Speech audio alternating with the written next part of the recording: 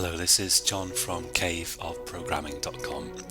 This is tutorial number 7 in the series of beginners Java tutorials, and in this tutorial we're going to look at getting user input. So I've got my main program here. I've got a main method inside a class, and I'm going to use the scanner class to get user input. Now the scanner class looks like this. So you've already seen the string class.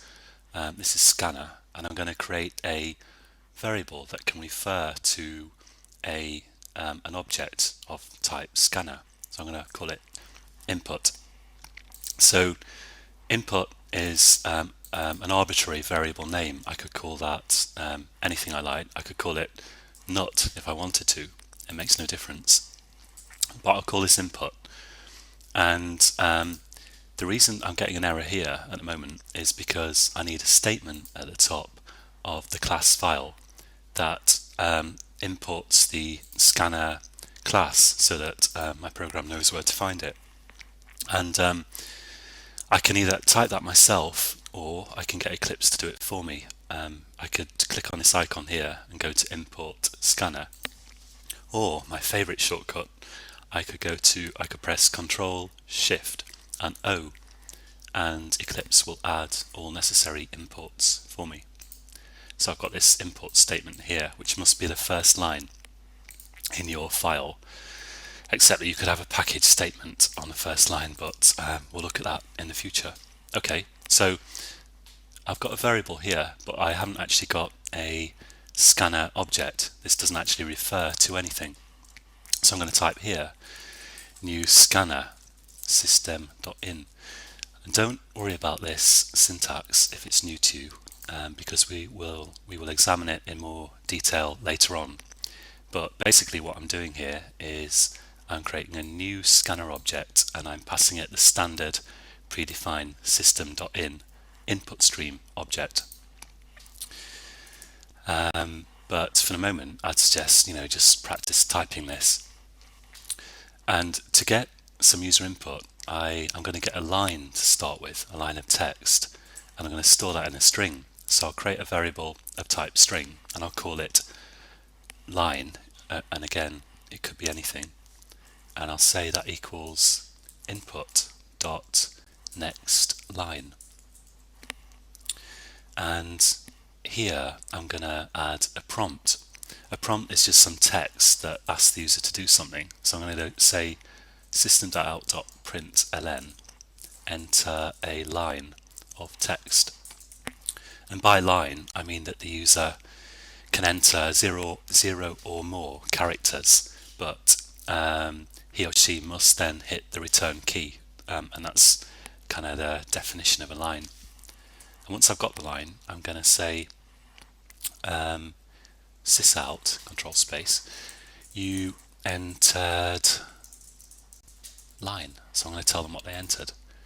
So at this here, I'm just creating the scanner object, then I'm saying enter a line of text, and then at this point here I'm actually going to wait for them to enter a line.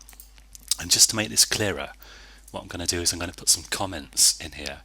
Now you can put a one-line comment in Java by typing // and then just type some text. So I'll say create scanner object, and here I'll say output the prompt, and here I'll say wait for the user to enter a line of text, and then here I'll say tell them what they entered.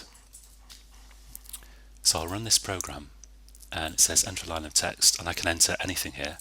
My name is John. You entered, my name is John. Now we're not restricted to getting just lines of text with scanner. For example, I could get a number. I could say enter an integer, which means a whole number, and I could say instead of string line, here I put to wait for the user to enter something.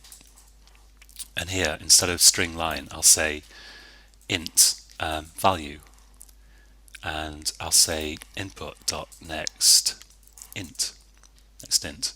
And if you type the first few letters of something in Eclipse and press Control Space, you get this autocomplete pop up, and you can scroll between different defaults with the arrow keys or the mouse, and you can accept a suggestion by pressing enter, which is really handy. But sometimes you need to get rid of extra brackets if you've already typed some.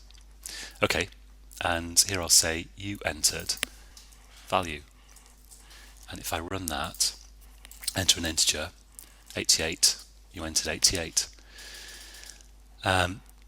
This program unfortunately isn't very robust, because if I run it and I enter letters instead of an integer, it will crash.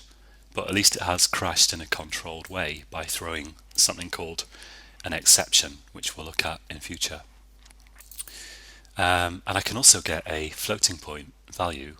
I could say enter a floating point value. In other words, a fractional value with a decimal point, and I can say double value equals input dot next double, and I can say you entered value again.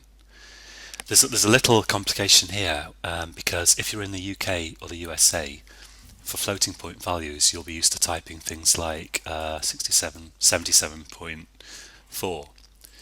But if you are in somewhere in Europe outside the UK, you will be used to using a comma instead. So you'll say 77,4. And I'm using actually a Dutch version of Windows here. So if I run this program, I have to enter, for example, 5,6. But if you're in the UK or the US, this is going to be 5.6. And then when I hit return, it's actually telling me what I entered in UK US format. Okay, that's all for this tutorial, just about. If you want more information on the Scanner class, then just type Scanner Java into Google and you can look at the API document. And if you want to make your program more robust, Scanner has a method that will enable you to see if there is a next double or a next int. And you can use an if statement to get a line if there isn't one waiting. But I will leave that as an exercise for you, and in the next tutorial we are going to look at do while loops, which is just a variation on the while loop. And until then, happy coding.